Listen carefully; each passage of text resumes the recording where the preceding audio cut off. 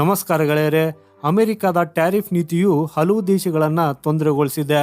Trump ಇತರೆ ದೇಶಗಳ ಮೇಲೆ ರೆಸಿಪ್ರೋಕಲ್ ಟ್ಯಾರಿಫ್ ಅನ್ನು ವಿಧಿಸಿದ ರೀತಿ, ಅಂದರೆ ಪರಸ್ಪರ ಸುಂಕಗಳನ್ನು ವಿಧಿಸಿದ ರೀತಿ ಪ್ರಪಂಚದಾದ್ಯಂತದ ವ್ಯಾಪಾರ ಸಮತೋಲನವನ್ನು ತೊಂದರೆಗೊಳಿಸಿದೆ. ಅಮೆರಿಕ ಮತ್ತು ಚೀನಾ ಕೂಡ ಮುಖಾಮುಖಿಯಾಗಿವೆ. ಆದಾಗ್ಯೂ ಇದೆಲ್ಲದರ ನಡುವೆ ಟ್ರಂಪ್ರ ಪರಸ್ಪರ ಸುಂಕಗಳ ಮೇಲಿನ 90 ದಿನಗಳ ನಿಷೇಧದೊಂದಿಗೆ ಭಾರತ ಮತ್ತು ಅಮೆರಿಕ ಕೂಡ ಬಹು ನಿರೀಕ್ಷಿತ ವ್ಯಾಪಾರ ಒಪ್ಪಂದದ ನಿಯಮಗಳನ್ನು ಬಲಪಡಿಸುವುದಕ್ಕಾಗಿ ವೇಗವಾಗಿ ಚಲಿಸುತ್ತಿವೆ. ಈ ಎರಡು ದೇಶಗಳ ಈ ಹೆಜ್ಜೆ ಚೀನಾಗೆ ದೊಡ್ಡ ಹೊಡೆತವಾಗುವುದು ಖಚಿತ. ಆದರೆ ಹೊರಬಂದಿರುವ ವರದಿಗಳ ಪ್ರಕಾರ ಭಾರತ ಅಮೆರಿಕ ವ್ಯಾಪಾರ ಮಾತುಕತೆಗಳು ಈಗ ಅಂತಿಮ ಹಂತವನ್ನು ತಲುಪಿವೆ. ಈ ದ್ವಿಪಕ್ಷೀಯ ಸಂವಾದವು 19 ಅಧ್ಯಾಯಗಳನ್ನು ಒಳಗೊಂಡಿದ್ದು, ಅವುಗಳ ಕುರಿತು ಮಾತುಕತೆಗಳು ಏಪ್ರಿಲ್ 23ರಿಂದ ಪ್ರಾರಂಭವಾಗುವ ನಿರೀಕ್ಷೆ ಇದೆ. ಭಾರತ ಮತ್ತು ಅಮೆರಿಕ ಈ ವರ್ಷ ಮಾರ್ಚ್ 2025ರಿಂದ ಹಂತ ಹಂತದ ವ್ಯಾಪಾರ ಒಪ್ಪಂದದತ್ತ ಕೆಲಸ ಮಾಡ್ತಾ ಇವೆ. ಮೊದಲ ಹಂತವನ್ನು ಸೆಪ್ಟೆಂಬರ್-ಅಕ್ಟೋಬರ್ ವೇಳೆಗೆ ಪೂರ್ಣಗೊಳಿಸುವ ಗುರಿಯಿದ್ದು, ಈ ಎರಡು ದೇಶಗಳು ಐಲ್ಯಾಂಡ್ ಟ್ರೇಡನ್ನು 2030ರ ವೇಳೆಗೆ ಪ್ರಸ್ತುತ ಇರುವ $190 ಬಿಲಿಯನ್ ಗಳಿಂದ $500 ಬಿಲಿಯನ್ ಹೆಚ್ಚಿಸುವುದಕ್ಕಾಗಿ ಉತ್ಸುಕವಾಗಿವೆ. PTI ರಿಪೋರ್ಟ್ನ ಪ್ರಕಾರ ಏಪ್ರಿಲ್ 23ರಿಂದ ಪ್ರಾರಂಭವಾಗುವ ಭಾರತ US ವ್ಯಾಪಾರ ಮಾತುಕತೆಯಲ್ಲಿ ಸರಕು ಸೇವೆಗಳು ಮತ್ತು ಕಸ್ಟಮ್ ಸುಗಮಗೊಳಿಸುವಿಕೆ ಅಂತ ವಿಷಯಗಳನ್ನು ಸೇರಿಸಲಾಗುವುದಂತ ಮೂಲಗಳನ್ನು ಉಲ್ಲೇಖಿಸಿ ಹೇಳಲಾಗಿದೆ. ಇದರೊಂದಿಗೆ ಭಾರತ US ದ್ವಿಪಕ್ಷೀಯ ವ್ಯಾಪಾರ ಒಪ್ಪಂದಕ್ಕೆ ಔಪಚಾರಿಕವಾಗಿ ಮಾತುಕತೆಗಳನ್ನು ಪ್ರಾರಂಭಿಸುವ ಮೊದಲು ಕೆಲವು ವಿಷಯಗಳ ಮೇಲಿನ ಭಿನ್ನಾಭಿಪ್ರಾಯಗಳನ್ನು ಪರಿಹರಿಸಲು ಪ್ರತ್ಯೇಕ ತಂಡವೊಂದು ಮುಂದಿನ ವಾರ ಅಮೆರಿಕಾಗೆ ಹೋಗಲಿದೆ. ಈ ಸಭೆಗೆ ಭಾರತವು ರಾಜೇಶ್ ಅಗರ್ವಾಲ್ ಅವರನ್ನ ಮುಖ್ಯ ಸಮಾಲೋಚಕರನ್ನಾಗಿ ನೇಮಿಸಿದೆ.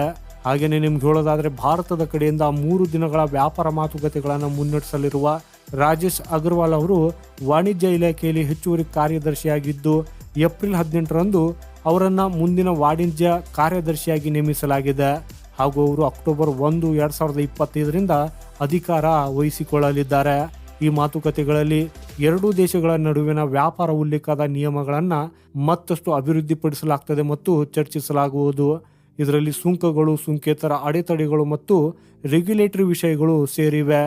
ಭಾರತ ಮತ್ತು ಅಮೆರಿಕ ನಡುವಿನ ಈ ಸುತ್ತಿನ ಚರ್ಚೆಯನ್ನು ಬಹಳ ಮಹತ್ವಪೂರ್ಣವಾಗಿದೆ ಅನ್ನೋದನ್ನು ಪರಿಗಣಿಸಲಾಗುತ್ತಿದೆ.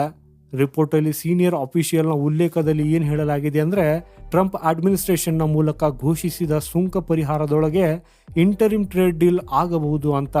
ಈ ಅಮೆರಿಕ ಅಧ್ಯಕ್ಷ ಟ್ರಂಪ್ ಏಪ್ರಿಲ್ 2ರಂದು ಭಾರತದ ಮೇಲೆ ಪರಸ್ಪರ ಸುಂಕಗಳನ್ನು ಘೋಷಿಸಿದ್ರು. ಹಾಗೂ ಅದು ಏಪ್ರಿಲ್ 9ರಿಂದ ಜಾರಿಗೆ ಬರಬೇಕಿತ್ತು. ಆದರೆ ಇದ್ದಕ್ಕಿದ್ದಂತೆ ಟ್ರಂಪ್ ಒಂದು ದೊಡ್ಡ ನಿರ್ಧಾರ ತೆಗೆದುಕೊಂಡು ಸುಂಕದ ಅನುಷ್ಠಾನವನ್ನು 90 ದಿನಗಳವರೆಗೆ ಮುಂದೂಡಿದರು. ಈಗ ಎರಡು ದೇಶಗಳ ನಡುವಿನ ವ್ಯಾಪಾರ ಒಪ್ಪಂದದ ಅಡಿಯಲ್ಲಿ ಹಲವು ರೀತಿಯ ಸರಕುಗಳ ಮೇಲಿನ ಕಸ್ಟಮ್ ಸುಂಕವನ್ನು ಗಣನೀಯವಾಗಿ ಕಡಿಮೆ ಮಾಡಬಹುದು ಅಥವಾ ಅದನ್ನು ರದ್ದುಗೊಳಿಸಬಹುದು ಅಂತ ನಿರೀಕ್ಷಿಸಲಾಗಿದೆ. ಇದರ ಉದ್ದೇಶ ಸೇವೆಗಳು ಮತ್ತು ಹೂಡಿಕೆ ನಿಯಮಗಳನ್ನು ಕೂಡ ಸರಳಗೊಳಿಸುವುದಾಗಿದೆ. ಇಂಡಸ್ಟ್ರಿಯಲ್ ಪ್ರಾಡಕ್ಟ್, ಎಲೆಕ್ಟ್ರಿಕಲ್ ವೆಹಿಕಲ್ಗಳು, ವೈನ್, ಪೆಟ್ರೋಕೆಮಿಕಲ್ಸ್, ಡೈರಿ ಮತ್ತು ಕೆಲವು ಕೃಷಿ ಉತ್ಪನ್ನಗಳಲ್ಲಿ ರಿಯಾಯಿತಿಗಳಿಗಾಗಿ ಅಮೆರಿಕ ಒತ್ತಾಯಿಸುತ್ತಿದೆ. ಮತ್ತೊಂದೆಡೆ ಭಾರತವು ಜವಳಿ, ರತ್ನಗಳು ಮತ್ತು ಆಭರಣಗಳು, ಚರ್ಮ, ಪ್ಲಾಸ್ಟಿಕ್ ಮತ್ತು ಸಮುದ್ರ ಆಹಾರದಂಥ ರಫ್ತಿನ ಮೇಲೆ ಸುಂಕವನ್ನು ಕಡಿಮೆ ಮಾಡಲು ಬಯಸುತ್ತಿದೆ. ಆದರೆ ಸುಂಕದ ಕುರಿತು ಅಮೆರಿಕ ಮತ್ತು ಚೀನಾ ನಡುವಿನ ವಿವಾದ ಹೆಚ್ಚಿರುವುದರಿಂದ ಅಮೆರಿಕ ಮತ್ತು ಭಾರತದ ನಡುವಿನ ಈ ಸಂಭಾಷಣೆಯ ಮೇಲೆ ಚೀನಾ ನಿಗಾ ಇಡ್ತದೆ ಅನ್ನೋದು ಗಮನಿಸಬೇಕಾದ ಸಂಗತಿ.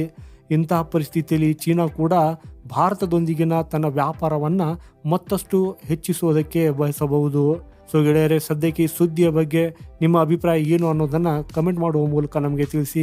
ಈ ಮಾಹಿತಿ ಇಷ್ಟವಾದರೆ ವಿಡಿಯೋನ ಲೈಕ್ ಮಾಡುತ್ತಾ ಚಾನೆಲ್ ಸಬ್ಸ್ಕ್ರೈಬ್ ಮಾಡುವುದನ್ನು ಮರೆಯದಿರಿ. ವಂದೇ ಮಾತರಂ. ಭಾರತ್ ಮಾತಾ ಕಿ ಜೈ.